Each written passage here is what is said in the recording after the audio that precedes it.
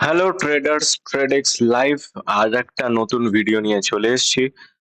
Basically আগের দিনে আমরা যে টপিকের ওপর কথা বলেছিলাম সেটা হচ্ছে how to start trading stock market as a complete beginner. এই টপিকের ওপর ৫টা পয়েন্ট আমরা এখানে আলোচনা করেছিলাম। সেটা হচ্ছে mindset psychology, risk management and position sizing, chart reading, planning, execution, practice and trading journal. Okay. So আজকে এই টপিকটার উপর আমরা ভিডিওটা বানাতে চলেছি। সেই টপিকটা একটু দেখে নেব। সেই টপিকটা হচ্ছে how to earn money from stock market. Okay. So basically আমরা যদি স্টক মার্কেট ট্রেড করতে চাই, তো তাহলে আমাদের কিন্তু একটা স্ট্র্যাটেজি দরকার। যেই স্ট্র্যাটেজিটা বিগিনারদের জন্য কিন্তু কাজে দেবে। ওকে। সো এরকম কিছু একটা আমাদের স্ট্র্যাটেজি দরকার। আদারওয়াইজ আমরা কিন্তু স্টক মার্কেটে মানি লুজ করব। দেখতে পাচ্ছ এখানে ৫টা স্টেপের কথা বলা আছে। ১ম স্টেপ হচ্ছে স্টক সিলেকশন, সেকেন্ড হচ্ছে ট্রেড প্ল্যান, থার্ড হচ্ছে সেটআপ, এক্সিকিউট উইথ কনফিডেন্স, যখন তোমার wait for setup and execute with confidence. 4 যেটা আছে wait for target or SL, যখন আমরা কোনো ট্রেড ইনিশিয়েট করব আইদার অর টার্গেট নেব বা স্টপ লস নেব। ওকে। অ্যান্ড ফিফথ আমাদের যেটা আছে স্টেপ, সেটা হচ্ছে এন্ট্রি অন ট্রেডিং জার্নাল। এইটুকুনি আমাদের মাথায় রাখতে হবে। আচ্ছা, মডেলটা কি হবে? মডেলটা তোমাদের সাথে আগে একটু শেয়ার করে নিই, মানে সেটআপটা কিরকম দেখতে হবে। সেটআপটা হচ্ছে, দেখো, সেটআপটা জানার আগে আরেকটা জিনিস তোমাদের একটু জাস্ট একটু মনে করিয়ে দিই। দেখো, এই চার্ট রিডিং এতে আমরা স্টেপ 2 তে ৩ টে জিনিস বলেছিলাম। একটা হচ্ছে our priority is to find support, resistance and trend. Okay. তো এই জিনিসটার বেসিসেরই আমরা কিন্তু এই মডেলটা বানিয়েছি, বা এই মডেলটা বহুদিন থেকে কিন্তু মার্কেটে কাজ করে। ওকে। বিগিনারদের জন্য খুব ভালো একটা সেটআপ। সেটআপটা কি? আমরা একটু ডিটেইলস এ দেখে নিই। দেখো, এই যে জোনটা দেখতে পাচ্ছ, এটা কিন্তু হচ্ছে একটা রেজিস্ট্যান্স জোন। এই সেটআপটা কাজ করার জন্য কি করতে হবে? প্রাইস এর একটা নিচ থেকে আপসাইডে লং মোমেন্টাম চাই। আফটার দ্যাট প্রাইস নিচে আসবে রেজিস্ট্যান্স জোন থেকে, দিয়েও কনসলিডেট করতে স্টার্ট করবে। প্রাইস যখন ব্রেকআউট করবে, ব্রেকআউটের পর যখন রিটেস্ট করতে আসবে, তখন আমরা কিন্তু এখানে একটা এন্ট্রি বানাবো এন্ড আমাদের একটা লং টার্গেট থাকবে। ওকে। প্র্যাকটিক্যাল এই জিনিসটা আমি তোমাদের চার্টে গিয়ে বোঝাবো। অ্যান্ড রিসেন্টলি আমি একটা ট্রেড করেছিলাম এই সেম সেটআপের উপর, সেটাও তোমাদের সাথে ডিটেলসে একটু আলোচনা করব। চলো চার্টে একটু চলে আসি। ১ সেকেন্ড। ওকে।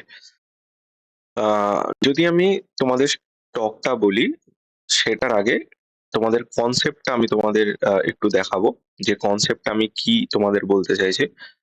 আচ্ছা, দেখো, এটা একটা বক্স, এটা একটা রেজিস্ট্যান্স জোন হিসাবে তোমরা ধরে নাও।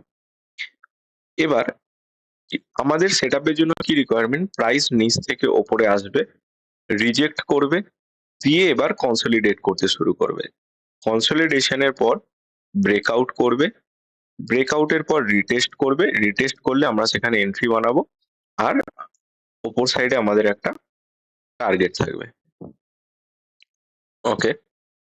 কোন টাইম ফ্রেমে করতে হবে, কোন স্টকে করতে হবে, কোথায় করতে হবে, আমি সেগুলো সব ডিটেলসে তোমাদের সাথে আলোচনা করব। বেসিক্যালি দেখো, এখানে পিপিটিতে লেখা আছে যে স্টক সিলেকশন, এই জিনিসটা স্টক সিলেক্ট কোত্থেকে করব। স্ট্র্যাটেজি তো শিখে যাব, বাট স্টক সিলেক্ট কোত্থেকে করব সেই বিষয়েও আমি কিন্তু ডিটেলসে তোমাদের ভিডিও শেষে তোমাদের কিন্তু ইনফরমেশন দিয়ে দেবো যে আমি স্টক কি করে সিলেকশন করব। ওকে। ডোন্ট ওয়ারিস, তোমরা একটু টাইম নিয়ে ভিডিওটা দেখো। দেখো কি হয়েছে, প্রাইস নিচ থেকে একটা উপরে মোমেন্টাম করেছে রেজিস্ট্যান্স জোনে, প্রাইস নিচে এসছে, আবার উপরে গেছে, আবার নিচে এসছে, আবার উপরে গেছে, দিয়ে একটা টাইমে ব্রেকআউট করে। এই জোনটাকে প্রাইস কিন্তু এখানে ব্রেকআউট করে। ব্রেকআউট করার পর এই জোনটাতে আবার রিটেস্ট করতে আসে, এখানে রেসপেক্ট করে, রেসপেক্ট করার পর প্রাইস কিন্তু উপর দিকে মোমেন্টাম করে। সো আমাদের স্ট্র্যাটেজি হিসাবে আমরা কিন্তু এন্ট্রি করব কোথায়? এই রিটেস্টে। আর রিটেস্টে যেটা সুইং লো থাকবে সেটা আমাদের স্টপ লস থাকবে, এন্ড আমাদের একটা টার্গেট থাকবে। এবার টার্গেটের জন্য কি করব? প্রাইস যতটা নিচে পড়েছিল সেই রেঞ্জটাকে ক্যালকুলেট করব, এই রেঞ্জটাকে ব্রেকআউটের পর ওপরে লাগিয়ে নেব, এন্ড এটা আমাদের টার্গেট হবে। ওকে। আমরা কিন্তু এই প্ল্যানিং এ ট্রেড করব। তো সেটআপটা তোমাদের যদি বুঝতে অসুবিধা হয়, তোমরা একটুখানি আমাকে কমেন্ট করে জানাবে। আমি ডিটেইলস এ তোমাদের কিন্তু এই জিনিসটা আরো ভালো করে চার্টে কিভাবে কাজ করে বা কিভাবে কাজ করতে হবে বিগিনারদের জন্য আমি কিন্তু তোমাদের ডিটেলসে দেখাবো। ওকে, তো এই যদি ড্রয়িং কারোর কিছু করা থাকে তারাই তোমরা কিন্তু একটু ড্রয়িংটা করে নাও। ওকে, আচ্ছা, চলো এবার সেটআপের জন্য চলে আসি। মানে কিভাবে বুঝবো যে কখন সেটআপটা ক্রিয়েট হচ্ছে বা কোথায় এন্ট্রি করতে হবে, কোথায় এক্সিট করতে হবে। দেখো এখানে তোমরা দুটো পয়েন্ট দেখতে পাচ্ছ। একটা হচ্ছে অ্যারো এখানে আছে, একটা হচ্ছে অ্যারো এখানে আছে। ঠিক আছে?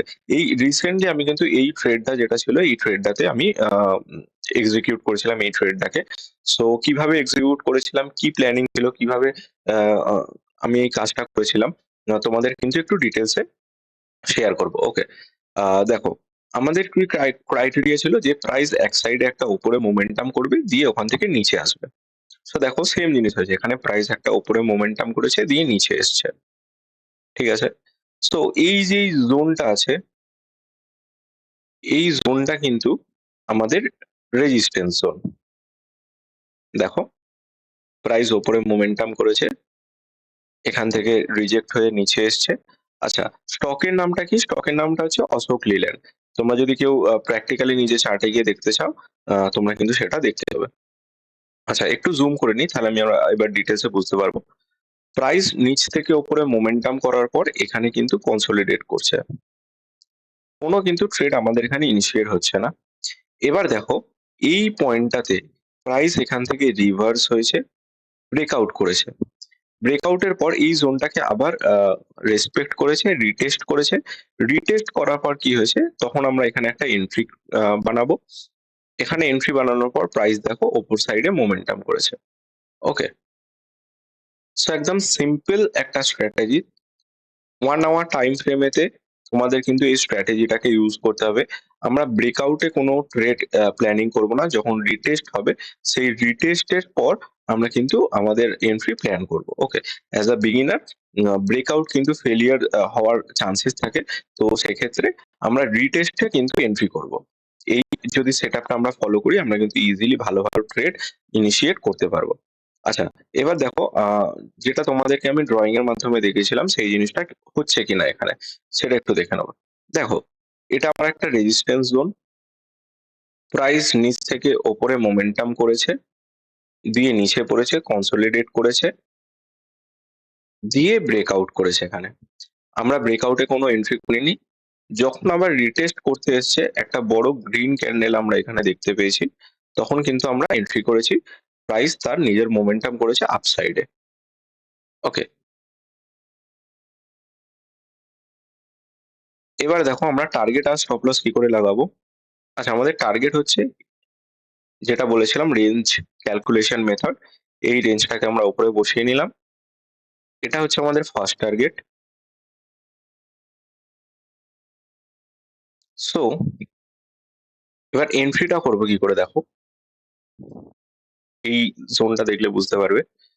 প্রাইস এই জোনটাকে কিন্তু ব্রেকআউট করেছিল। দেখো গ্রিন ক্যান্ডেলের সাথে ব্রেকআউট করেছে, ব্রেকআউট করার পর নিচে এসছে, দিয়ে এই জোনটাতে যখন একটা রেড ক্যান্ডেল ক্রিয়েট করলো, তারপর দেখো একটা বড় গ্রিন ক্যান্ডেল ক্রিয়েট করেছে। এই গ্রিন ক্যান্ডেলটার বডি, এটা হচ্ছে একটা ইনগালফিং ক্যান্ডেল। এই গ্রিন ক্যান্ডেলটার বডি কিন্তু এই রেড ক্যান্ডেলের থেকে অনেক বড়। ওকে, সো আমরা বুঝতে পারছি প্রাইস কিন্তু এখান থেকে রিজেক্ট হয়েছে, আর রিজেক্ট হয়ে একটা ভালো বাইং মোমেন্টাম ক্রিয়েট করেছে, একটা ভালো গ্রিন ক্যান্ডেল এখানে বানিয়েছে। সো ইমিডিয়েটলি আমরা কিন্তু এখানে একটা এন্ট্রি করব। এই যে সুইং লোটা আছে তোমরা দেখতে পাচ্ছ, এই সুইং লোটা আমাদের স্টপ লস থাকবে। ট্রেডে এন্ট্রি করার সাথে সাথে সিস্টেমে আমরা একটা স্টপ লস লাগাবো। এরপর আমাদের টার্গেট ক্যালকুলেশন করতে হবে। টার্গেট ক্যালকুলেশনের জন্য আমরা রেঞ্জ মেথডকে ফলো করব। এটা হচ্ছে আমার রেঞ্জ। এই রেঞ্জটাই আমরা ব্রেকআউটের পর লাগাবো।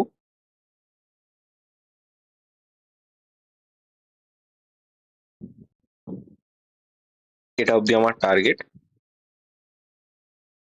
দেখো প্রাইস ইজিলি কিন্তু আমাদের টার্গেট হিট করেছে। ঠিক আছে, অ্যাজ আ বিগিনার যদি তোমরা এরকম ট্রেড করতে পারো, দেখো 1:5 আমরা কিন্তু রিস্ক টু রিওয়ার্ড এই ট্রেডটাতে নিয়েছি।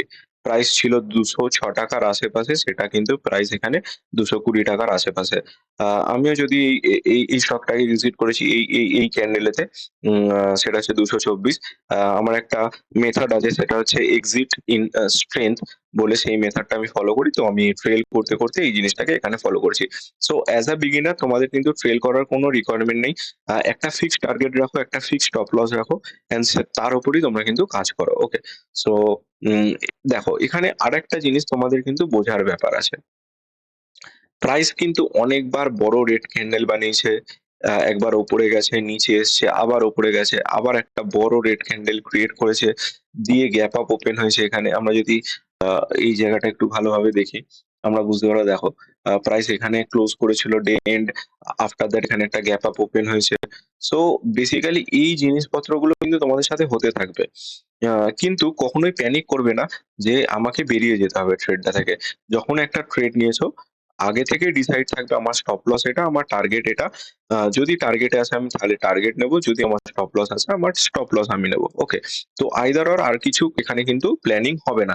যদি আমি এখানে এক্সিট করে যেতাম বা এখানে একটা বড় রেড ক্যান্ডেল দেখে এক্সিট করে যেতাম, তাহলে কিন্তু আমি থোড়ি আমি টার্গেটটা অ্যাচিভ করতে পারতাম? পারতাম না। তো বেসিক্যালি কিন্তু একটা ট্রেডে যখন এন্ট্রি করবে, তাহলে ওয়েট করবে ফর স্টপ লস বা টার্গেটের জন্য। এটা কিন্তু অবশ্যই মাথায় রাখতে হবে। ওকে? আ এটা গেল তো সেটআপ। আর এই সেটআপ এর মধ্যে আরেকটা যেটা পয়েন্ট আসছে, সেটা হচ্ছে যে স্টক সিলেকশন আমরা কিভাবে করব। স্টক সিলেকশন এমন কিছু বড় ব্যাপার না, তোমরা ইজিলি করতে পারবে। জাস্ট গুগলে যাবে, গুগলে গিয়ে লিখবে 52 উইক হাই স্টকস। একটা এনএসইর ওয়েবসাইট খুলে যাবে। এই এনএসইর 52 উইক হাই স্টক ওপেন করবে। দেখো, তোমার কাছে একটা স্টকের লিস্ট চলে আসবে। এই স্টকগুলোর মধ্যেই তোমাকে কিন্তু কাজ করতে হবে। ঠিক আছে?